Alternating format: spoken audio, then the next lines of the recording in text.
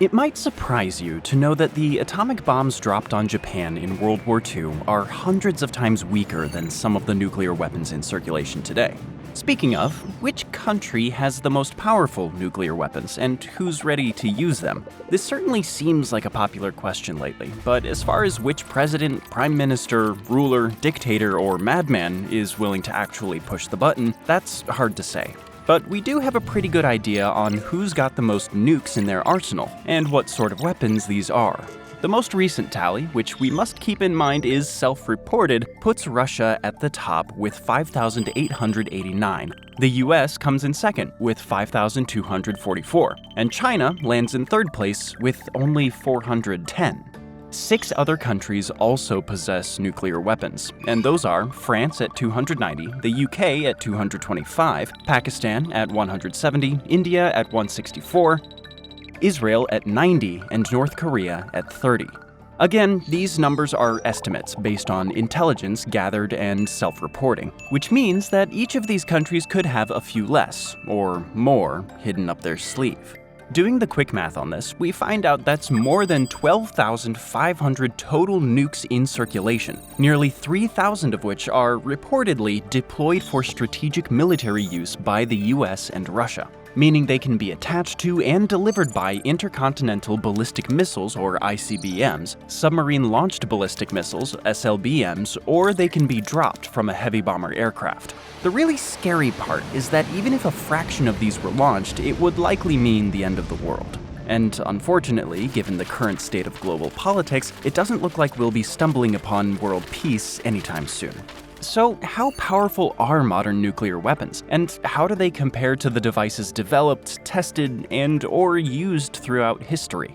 Before we go about answering that question, though, let's take a look first at how we arrived at the state of nuclear proliferation we're currently in. The development of nuclear weapons started in World War II with the Manhattan Project, a top-secret US research and development program led by General Leslie Groves and the controversial physicist J. Robert Oppenheimer. The project was named for the Manhattan Engineer District of the US Army Corps of Engineers, which was responsible for the project's overall management. Upon completion of the first atomic bombs in 1945, the United States didn't hesitate to use them, dropping them on 2 Japanese cities, Hiroshima and Nagasaki, with the intention of forcing Japan to unconditionally surrender and bring an end to World War II. Just 4 years later, heating up the Cold War significantly, the Soviet Union conducted its first nuclear weapons test. This was followed by the UK in 1952, France in 1960, and China in 1964. Hoping to prevent further expansion of nuclear technology, largely to put the cork back in the bottle it had opened in the 1940s, the US and some other like-minded nations created the Nuclear Non-Proliferation Treaty, or NPT, in 1968, followed by the Comprehensive Nuclear Test Ban Treaty, or CTBT, in 1996. Essentially, the NPT states that only nations that manufactured and exploded a nuclear weapon or other nuclear explosive devices prior to January 1, 1967, are allowed the status of a nuclear weapons state, with all other nations being automatically deemed non-nuclear weapon states. The 5 nuclear weapon states, the US, Russia, China, France, and the UK, are therefore left the task of encouraging all non-nuclear weapon states, those currently in possession of nuclear technology, to forego developing or acquiring nukes of their own. This includes countries like India, Israel, Pakistan, and maybe others that never signed the NPT but are currently in possession of their own nuclear arsenals. Other violators of the NPT have included Iraq, which initiated a secret nuclear program under Saddam Hussein prior to the Persian Gulf War, as well as North Korea, which announced its withdrawal from the NPT back in January of 2003, and has since held a number of successful nuclear weapon tests. Iran, Libya, and Syria are also suspected of carrying out secret nuclear test activities, violating the terms set forth by the treaty.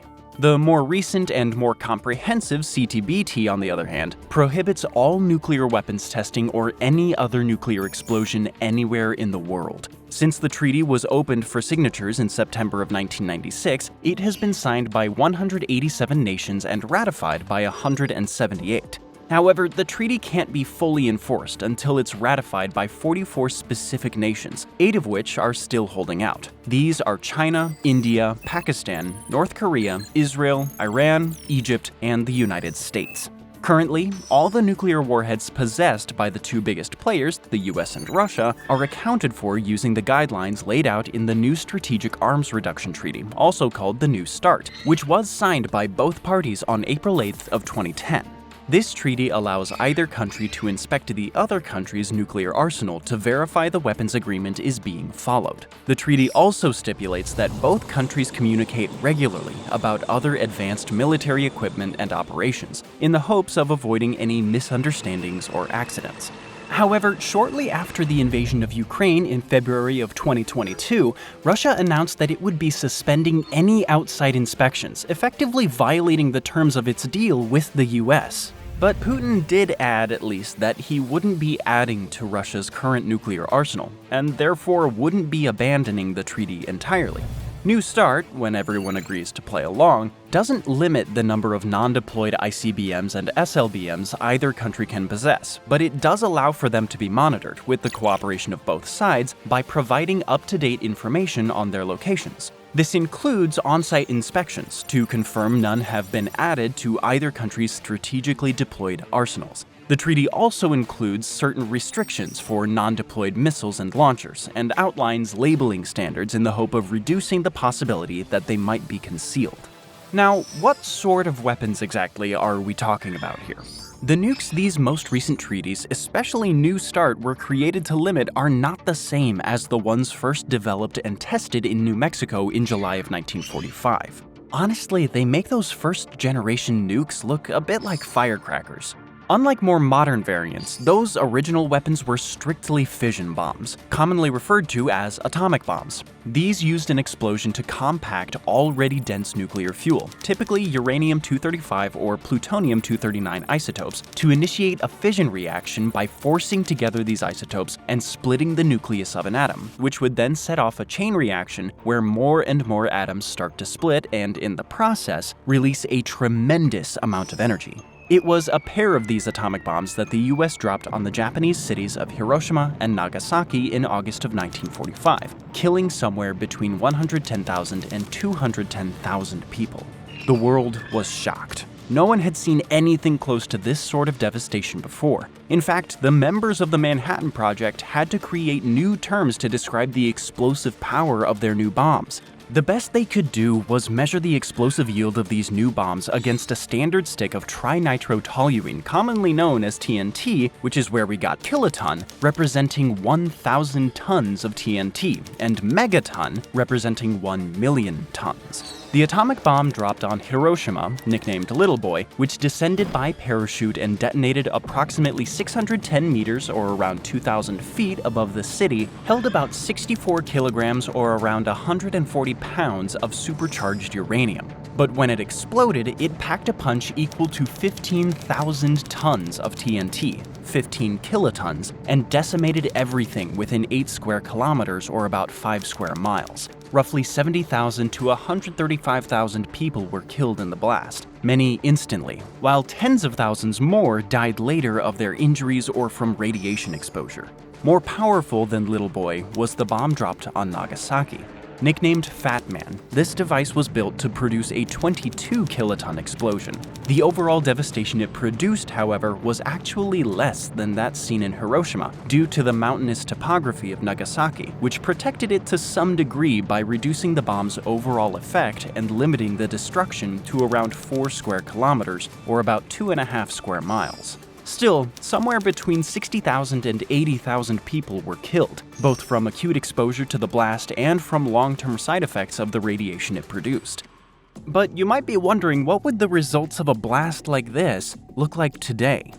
Hypothetically, if the smaller of these two bombs was detonated over, let's say, Los Angeles, the resulting explosion would immediately kill around 100,000 people. And anyone and anything inside the nuclear fireball, which would have a radius of 180 meters or nearly 600 feet and would be hotter than the center of the sun, would be effectively vaporized. While anyone within a radius of 1.2 kilometers or 3/4 of a mile would be exposed to a dose of ionizing radiation equal to 500 rem. A dose this size would be equivalent to 500 full-body CT scans being delivered all at once, and would be fatal for most people within a month and would cause terminal cancer for at least 15% of those who survived past that. And what about the bigger bomb, Fat Man? If it was detonated over, let's say, Paris, the resulting nuclear fireball would reach out 200 meters in every direction. The lethal radiation zone would have a 1.3 kilometer or 0.8 mile radius, and overall, the blast would result in more than 200,000 casualties and nearly 500,000 injuries, and anyone within 2.2 kilometers or 1.36 miles of ground zero would almost immediately suffer from third-degree burns due to thermal radiation. It's scary stuff, right? Well, hang on, because that's nothing compared to the destructive capabilities of modern nukes. Modern nuclear weapons are on a whole different level, using both a primary stage like a plutonium pit to create a fission reaction and a secondary stage that creates a fusion reaction. When a warhead has both of these components, it becomes a thermonuclear device, or what's more commonly known as a hydrogen bomb. To give you a quick idea of the difference in scale we're talking about here, remember that the explosive yield of Little Boy was around 15 kilotons of TNT. Now compare that to a B-83 hydrogen bomb, currently the most powerful thermonuclear weapon in the US inventory, which has an explosive yield of 1.2 megatons. That's 1.2 million tons of TNT, or 80 times more powerful than Little Boy. So why the heck do we have such massive bombs? Well, back in the 1940s, US President Harry Truman determined that for purposes of national security, the US had better have the biggest bombs around. So he directed the Atomic Energy Commission to continue working on all forms of atomic energy weapons, including what was back then the hypothetical hydrogen bomb, or so-called super bombs. Eager to stay ahead of Russia, the first American hydrogen bomb was successfully tested at Eniwetok Atoll in the Pacific Ocean in 1952. But the former USSR wasn't far behind, testing its first thermonuclear device only a year later. And the race for more powerful weapons only escalated from there. Escalated big time. As you'll see, a race to build the biggest bomb ensued, but it's not having the biggest bomb that you should be afraid of. It's the small, tactical nukes that a single soldier could carry around that's truly terrifying. But first, let's take a look at the big bombs.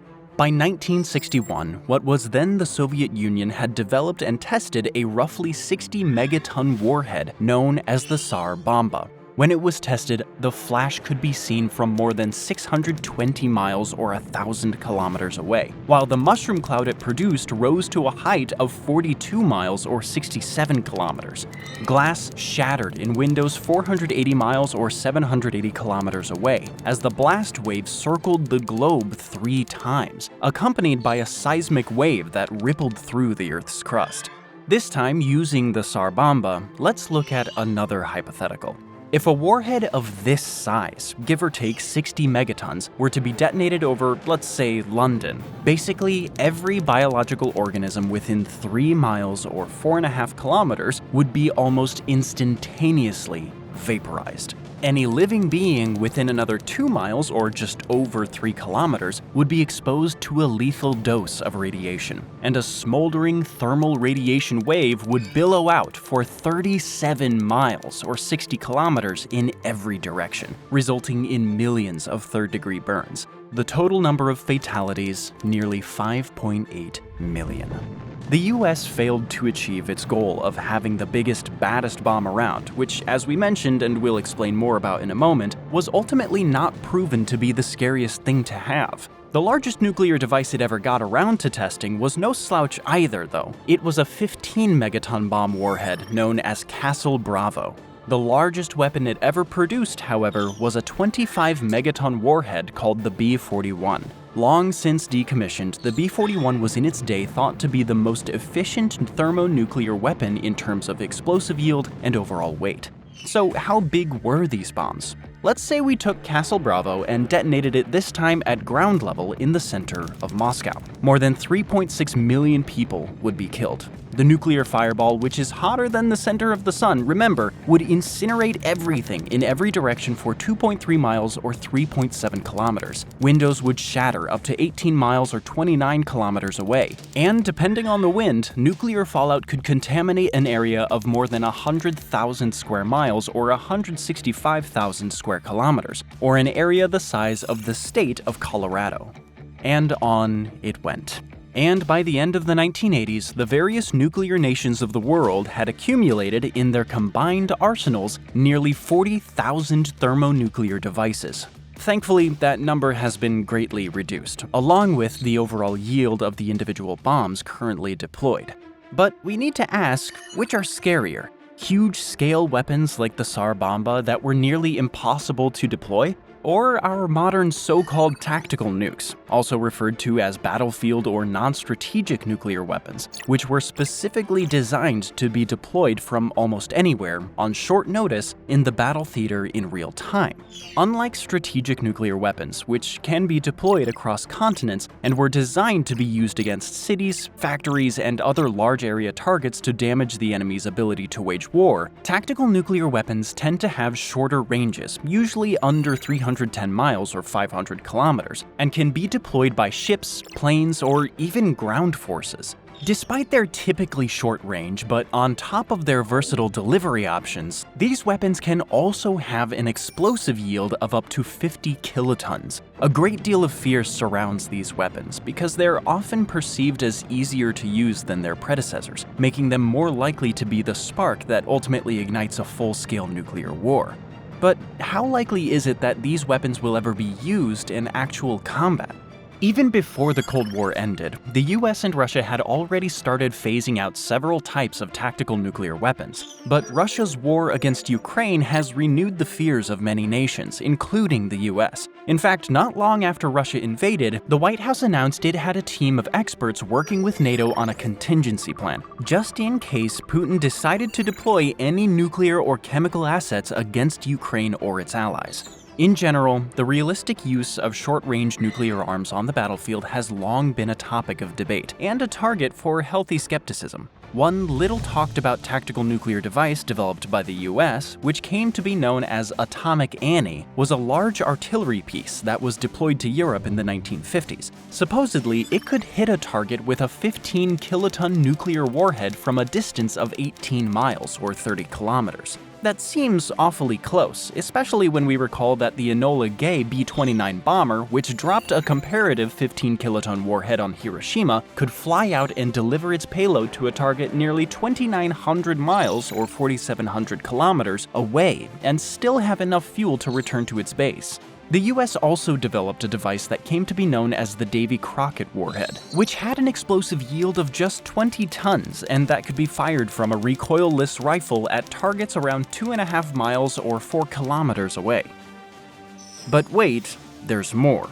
There was also the B-54 Special Atomic Demolition Munition, or SADM, the shortest-range tactical nuclear device ever conceived of, which soldiers from elite Army Engineer and Special Forces units, as well as some Navy SEALs and select Marines, were trained to carry on their backs while parachuting or scuba diving behind enemy lines. They'd then leave these backpack nukes behind to wipe out strategic installations or render large areas of land uninhabitable due to high doses of radiation. Likely short on willing volunteers to carry these weapons, the US eventually replaced these, as well as their other less feasible nuclear options, with the sort of tactical configurations we commonly see today, which are mostly warheads mounted on short-range rockets. Thankfully, more rational minds would ultimately prevail. To some degree, at least.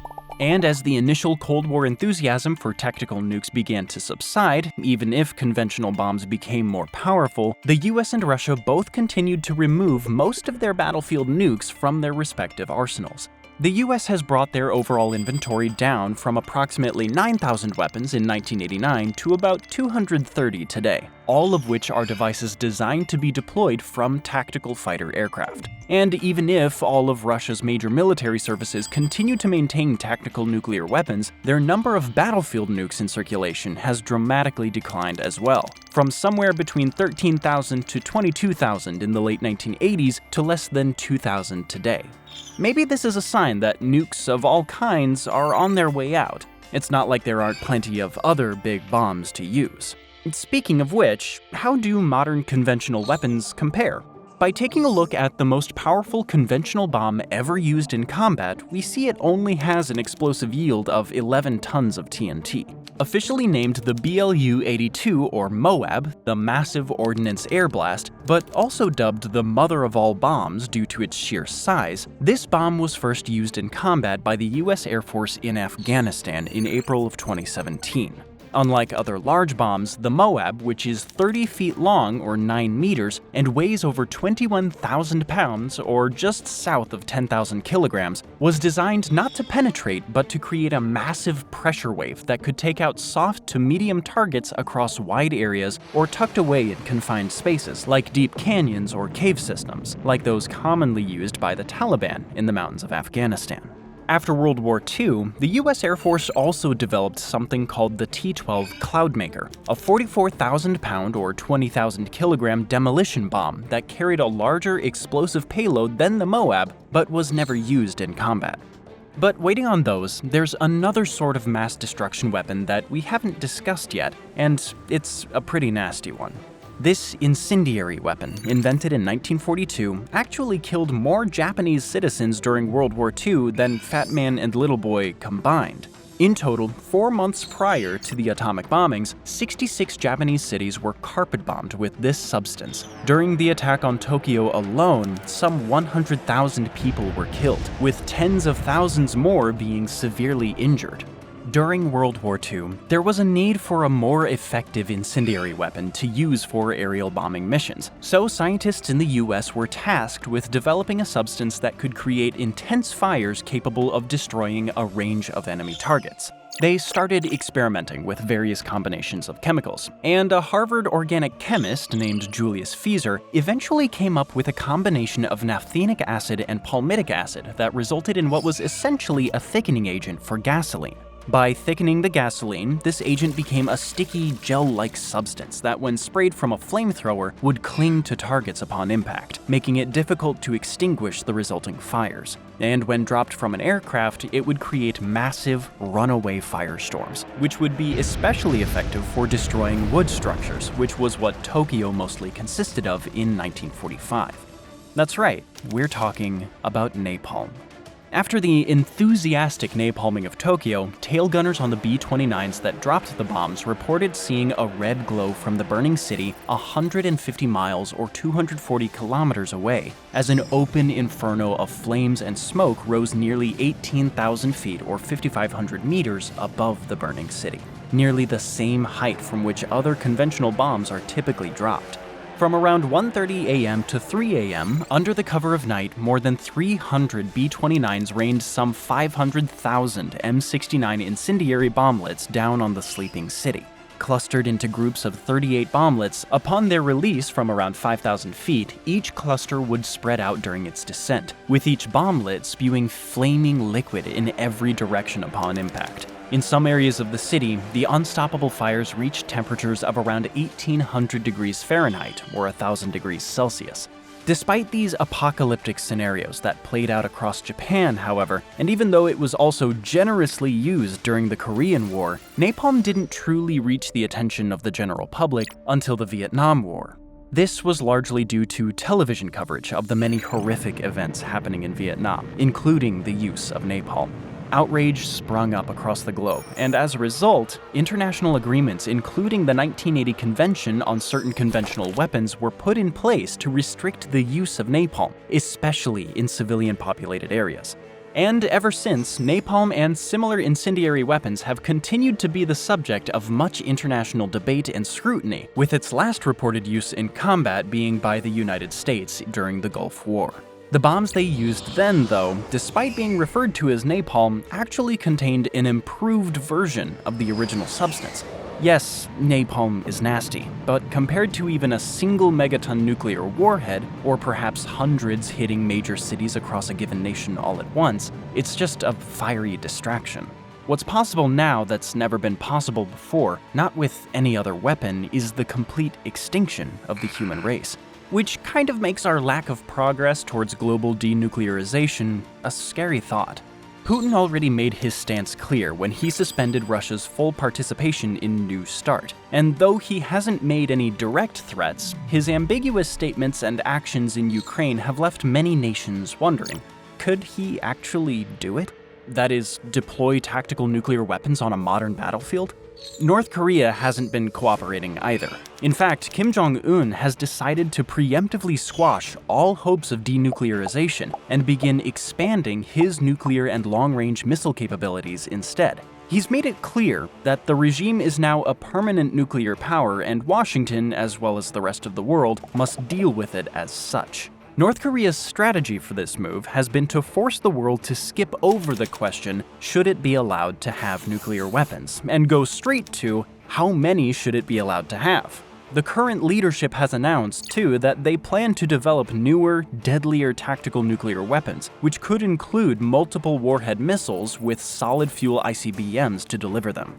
The recent violent escalation of the ongoing conflict between the State of Israel and Hamas that's currently playing out in Gaza has also brought with it renewed concerns regarding Israel's possible use of nuclear weapons against one of its many enemies. The Israeli leadership has made no threats, but a sense of mystery still surrounds the country's nuclear program, which has provoked questions from a number of international military experts. Primarily because Israel has consistently avoided entering into international agreements related to nuclear non-proliferation, such as the NPT, nor has it subjected itself to inspections by the International Atomic Energy Agency, or the IAEA. The official stance of the Israeli government regarding its nuclear capabilities is one of neither confirmation nor denial, and information about the Israeli nuclear program is often based on unofficial reports and estimates. What's more concerning, perhaps, is the uncertain nuclear status of Iran, Israel's Middle Eastern nemesis. Only recently has Iran's nuclear program advanced to a stage where it could potentially enrich enough uranium in a matter of weeks to build 5 fission weapons. It's also important to note, however, that to pose a credible nuclear threat, Iran's uranium would need to undergo further processing. They'd also need to acquire and build the components needed for weaponization, a process that could take anywhere from several months to more than a year. What's clear, if anything, is that the future of nuclear proliferation is a bit like a puzzle with several pieces. It all depends on how the different motivations of many different nations come together, or otherwise, how they don't. And perhaps the biggest piece of this puzzle is the willingness of all nuclear weapon states to relinquish their respective arsenals. This appears to be the real test of whether a nation is serious about making the world safe from a nuclear holocaust. But this will require some serious diplomacy, ongoing discussions, as well as treaties being signed and deals being made between all nuclear power states. It's not just about individual countries, it's got to be a global team effort. The whole international community needs to work together to tackle the complex challenges that nuclear weapons pose. But what do you think? Is there a place for nuclear weapons in modern-day warfighting? Are these weapons becoming too powerful? And how should their creation, possession, and distribution be controlled? Let us know your thoughts in the comments below. Now feel free to check out our video on the states that were designed to be sacrificed in the case of World War III, or this other one on the US government's Doomsday Survival Plan revealed. Thanks for watching, and take care.